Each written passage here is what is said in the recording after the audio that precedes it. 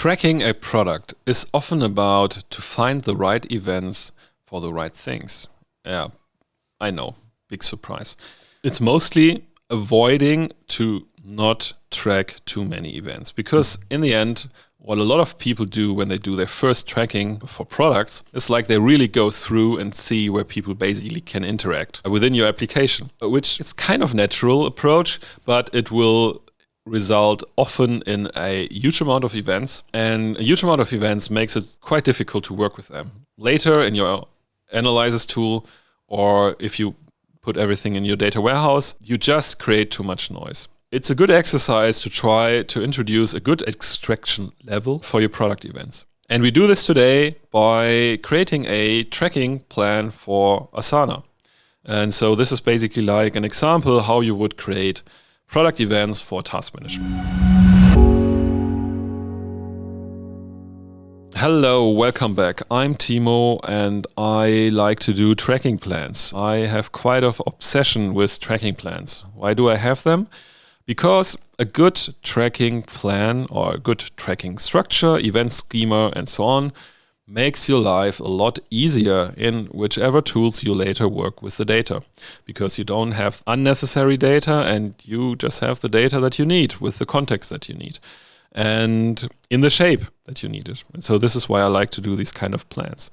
And today we want to look into how you can create a plan for product events. And so just as a refresher, so this is a recording, or let's say a shorter recording of a live session that I just did for 5 minutes ago. So if you want to see like the full version, just head over to the recording of the live stream. There I give a little bit more context. So this is like the condensed version. And so maybe to give you a bit context about, let's say, product events, I have this separation which I use between business, product, and interaction. This is basically like different areas of events or activities that I want to collect. And so business is something that is really very related. It's the highest abstraction that I can introduce. And this is really related how your business model works. So what kind of business entities are within your business? And I don't mean business entity, I don't mean teams. It's more like, so for example, an account, a subscription, a lead, an opportunity, whatever. So which really defines the kind of business that you have. And so product in comparison is usually like, let's say 1 or 2 detail levels deeper. And it's really like if you have a digital product or service, then this is like how the users are interact with this kind of product. But I still want to keep, let's say, this abstraction level that is high enough that I don't end up with, let's say, 50 events here. And I know product event setups that are across 200 or 300 events. And this is definitely not manageable anymore. So even with the product events, I want to end up around 20 maybe. Depends a little bit how big your product is. But 20 is a good number for that. And so because what I don't want to put into this kind of tracking thing are all the interaction. You often end up also like in, let's say, product events. So interaction event is for me something like, okay, clicked on a specific filter setting or clicked on a navigation item. So things that might be important if you really analyze these kind of feature now in details, but are usually not important if you look at the product at all or in general terms, how product features perform. So really make sure that you have a clear distinction between these two. This as a starter. So what we do today, and here you can already see there's already stuff because I did this in the live session, and now we are just discussing what I already put on this board. And so we are looking into product events for task management. And what I did was like I basically doing this now for Asana. So just as a quick reminder, I have it somewhere here. So for example, like there is also like the Asana product events, which we're just recording right now. And so, but in the end, what we do now is basically something that you could easily do for any kind of task management. And so what I'm trying to do is like to give you an idea with tools that you know how they work, to give you an idea how to define these products. And I work with 3 different let's say assets. Well, we can call it asset. So here we have an entity. And these are the different kind of entities that I defined for Asana. And as you can see, entity is often, when you look at product events, it's often like, let's say, the whole feature. but not like a small feature, but basically like, let's say, the feature on the highest level possible. And so what I defined here for Asana is like, I defined the entity task, project, view, team, account, goal. There might be more. I mean, Asana is a pretty, let's say, pretty established tool. They have a lot of different areas, and so there might be more. But these are like the ones that I work with when I work in Asana. And what I also discussed is like, so for example, with entities, you can already get into the discussion, how detailed should I do my entities?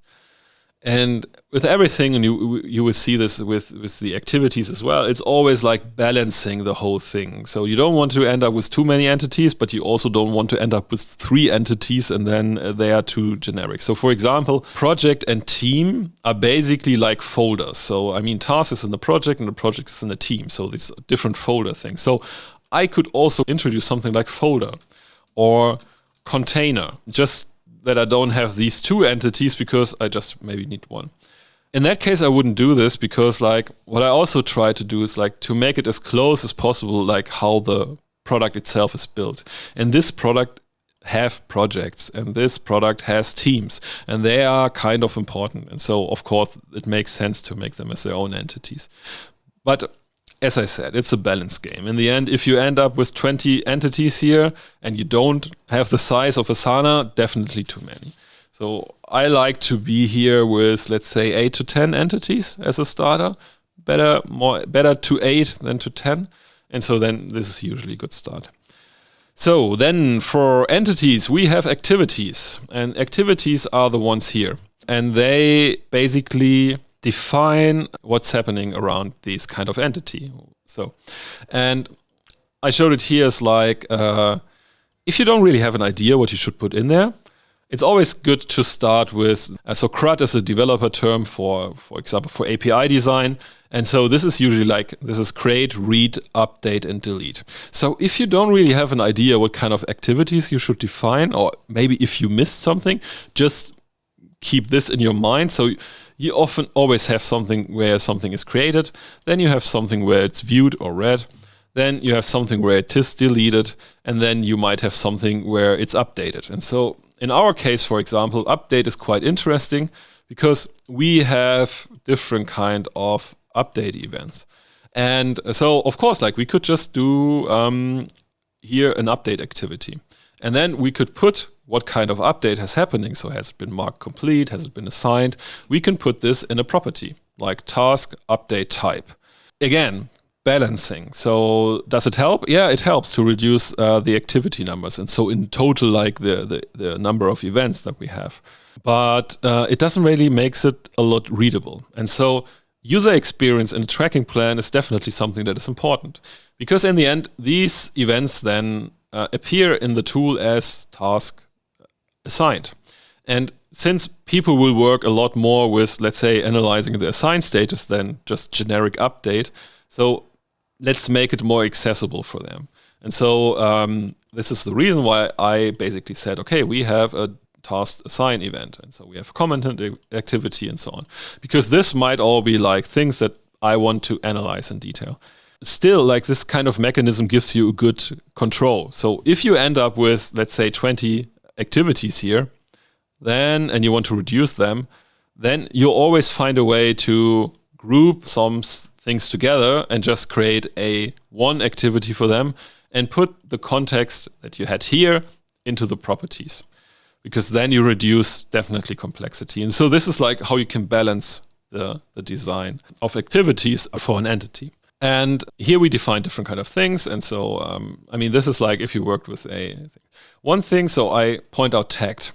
What you sometimes forget, especially if you really work on a tracking plan setup and looking on your application. I often recommend to not look on your application and define the tracking. Because then you end up, first of all, you end up with maybe interaction events and not really product events because you really go how people would click. And also you forget the ones that don't happen on the front end. And so I took the example. So for example, let's assume Asana comes up with a new feature and you can activate it in the settings. And this feature just is doing some machine learning stuff on the descriptions and on your titles of products, of the tasks that you have. And based on specific kind of things, it finds, it tags automatically tasks, because it's really good to classify tasks. And this tagging happens basically in some kind of backend process. So you do a task, and then you create it, and then it's there, and then at some point, pop, there comes the tag. So it's happening not really on the front end. It's not something that the user is doing. But you still want to collect this. So you still want to know how many tasks has been tagged by this new service, because the service doesn't tag every task, just the task where they can identify a tag. And so it's important for you to know how many tasks has been tagged in a comparison to all the tasks. And so make sure that you really take the whole picture of activities that can happen, and make sure that you also take the backend tasks into account. This brings us to the third asset, which are properties. And so one thing that I always find useful is whenever you define, so first of all, I define properties for the entity. In the past, I defined them for the activities, but it ended up that I often do the same properties, and then I change it here, and I forgot to change it there, and so it creates a mess. So I define them on the entity level, which makes it then easier also for developers to read. And I found out that in the end, it can happen that there might be a property that you will not use, but that's okay. You don't have to set these properties all to mandatory. So most of them mostly are optional. Just maybe some are. I would, for example, put this as a mandatory one, but maybe all the others not. I define the properties on the entity level. And then what I always try to do, make sure is if I have unique identifiers for the entity, I put them in. Even when I don't really use them in an analytics tool, if I pull data down into a data warehouse, this ID is really helpful, because it gives me an ability to later enrich the data. So something which I can do in data warehouse is there might be a property, let's say number of assignees, or maybe even an average. We don't have this in our tracking because it was too hard to implement, and then we came over it but now we have an analyzer which is really important. We pull the data down into the database, and we still have our production data. And so from the production data, we can easily just derive this kind of property value here, and then we can just assign it. And then the task ID makes sure that we can connect these things. So we connect the production database with the data that we have in our data warehouse. So if you have an ID, always make sure to send it. And then naming of properties. So this could be also task status. The problem here is task status always needs explanation. So I always have to write a description to say, actually with task status, I mean open or completed, or open and done. And so I could do it differently. So I could maybe say task done, and then it's just a yes or no field, or true and false field. But even I can say, so for example, in Asana, it's called mark complete. And so Asana terminology is complete. And so we can just make sure that we match the terminology here. And so we call it complete. This is also then again, this user experience thing. So if I call a task complete, everyone from the company can look on this property and they immediately have an idea what this is about. Don't be too artificial. Definitely, it's fine if you really make it as precise as possible. So quickly talk about this task number of comments. So for example, I like these kind of properties. So these are more aggregated properties. So you count up specific criteria of this kind of entity, because it can help you to cluster things later. So you can really see, okay, do accounts with a lot of tasks, with a lot of number of comments perform differently to accounts with lower number of comments. But these are things that developers might not like. And so this is important to really discuss with your developers if it's feasible and doable with not too much effort to implement these things. Because this often has to be calculated. And if you end up in a situation that they have to calculate it on the fly, you slow down everything.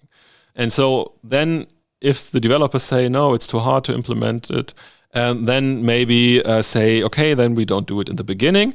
But maybe at some point when you really say, okay, we have to analyze the number of comments because it's something that we want to optimize, then you can implement it again. But then the developer maybe has more time and she can find a better way to do this in a very effortless way. So there is a generic job that runs every hour and it just aggregates numbers, and then these numbers can be used for tracking. But see this as an invitation to discuss and analyze with the developers what can be implemented. And then as a final part, I like to prefix my properties because it makes it easier for me, first of all, to really see that it's a property.